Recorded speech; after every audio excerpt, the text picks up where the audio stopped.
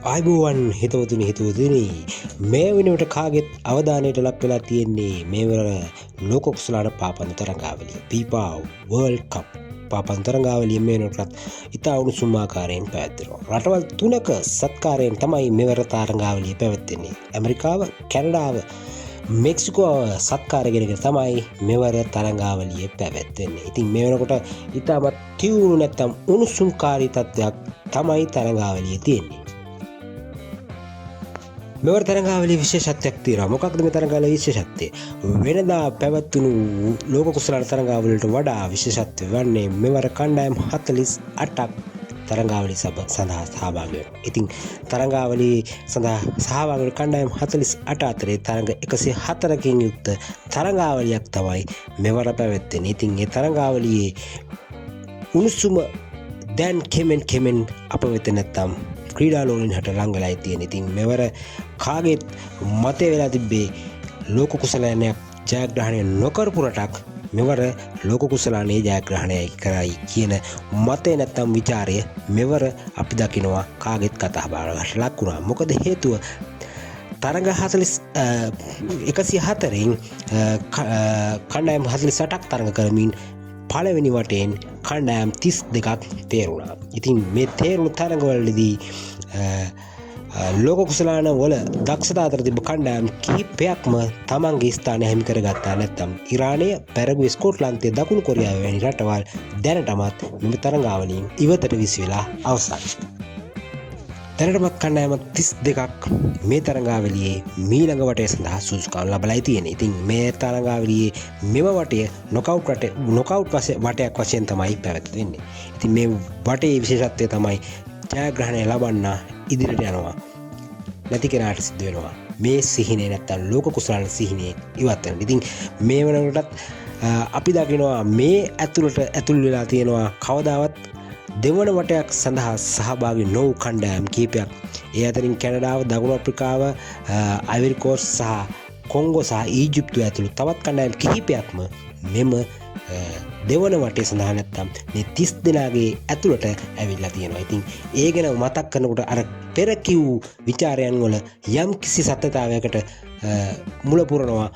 මේවර ලෝක කුසලානය අපි නොදන්නා නැත්තම් මේ ජයග්‍රහණය නොකරපු රටකට යාවිද කියන අනාවැකී පෙර ලකුණු කෙමෙන් පහළ වෙමින් තියෙනවා කියන එක අපිට මනාවට පේනවා.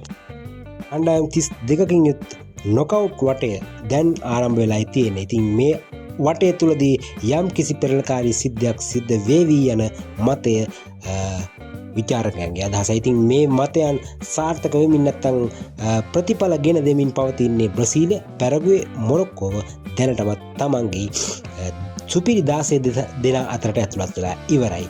4 වතාවක් ලෝක කුසලානයේ පහස ලබාගත් ජර්මනියට සිදු වෙනවා මේ වන විට තමන්ගේ ලෝක කුසලානයේ සිහිනය අතරලා එළියට විසිවෙන්නට. ඉතින් මේක තමයි අලුත්ම තත්ත්වය ලෝක කුසලානයේ මෙවර මේ වෙනකොට උණුසුම් තත්ත්වය. ඒ වගේම අපිට තවත් තොරතුරකට යොමු වුණොත් කියන්නට කැමති අපි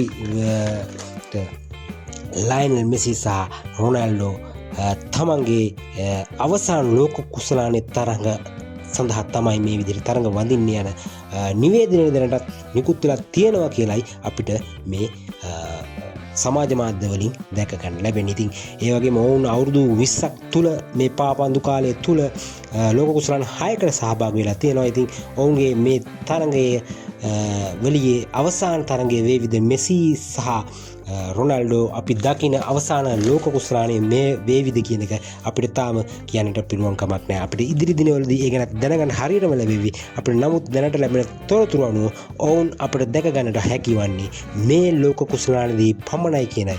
ඉතින් ඔවුන්ට මෙවර ලෝක කුසලානයේ පහස විඳගෙනම තමන්ගේ අවසාන තරඟාවලියට සහභාගී වෙයිද නැතිනම් ඔවුන්ට සිදු වෙයිද මේ තරඟාවලියෙන් ඉවත් වෙන්නට ලෝක කුසලානයක ළඟටවත් ලං වෙන්නට නොහැකිව. ඉතින් අපි බලාගෙන ඉන්න අතරතුර අපි මේ තරඟාව දකුණු ප්‍රංශයේ තමන්ගේ තත්ත්වය නැත්නම් තමන්ගේ දක්ෂතාව ඉදිරියට ගෙන එමින් දැන් කණ්ඩායම තරඟාවලියට අවතීර්ණ වෙලා තියෙනවා. ඉතින් විචාරකගේ මතය නම් මේ එන ආකාරයට ප්‍රංශය තමන්ගේ දෑතිර ලෝක කුසලානය ලබාගයිද යන්නත් ඔවුන්ට සැකයක් පැවතිලා තියෙනවා. ඉතින් ඇත්තම කිව්වොත් ප්‍රංශයේ නායකත්වය දරන්න නායකයාගේ නායකත්වයෙන් යුත් මෙම තරඟාවලී ඔහු අතර තියෙන ඔහුගේ දක්ෂතාවයෙන් නිසාවෙන්ම මෙවර තරඟාවලියේදී ලෝක කුසලානය ඔවුන්ගේ අතර යයිද කියන මතයත් පවතිනවා. ප්‍රංශය තමන්ගේ ලෝක කුසලානය තමන්ගේ අතර ගනී කියන කතාවත් සහ විචාරයත් මේ වෙනකොට සාකච්ඡා වෙමින් පවතිනවා. ඉතින් එහෙම තියෙන මොහොතක ඉතින් අපි බලාපොරොත්තු වෙනවා මේ තියෙන තත්ත්වය අනුව වෙන කෙනෙක් නැත්නම් ලෝක කුසලානයක පහස නොලබු කෙනෙක් තරඟාවලී ජයග්‍රහණය ලබාවිද කියලා. ඉතින් බලාපොරොත්තුෙන් අපි සියලු දෙනාම බලාගෙන ඉන්නේ ලෝක කුසලානයේ ඉදිරි තොරතුරුත් එක්ක අපි නැවතත් හම් වෙන බලාපොරොත්තුෙන් ඔයගොල්ලන්ට සමුගන්නවා. ඔබ සැමට ජයග්‍රහණී අනාගතයක් ප්‍රාර්ථනා කරමින් ඔබ සැමට ජය වේවා.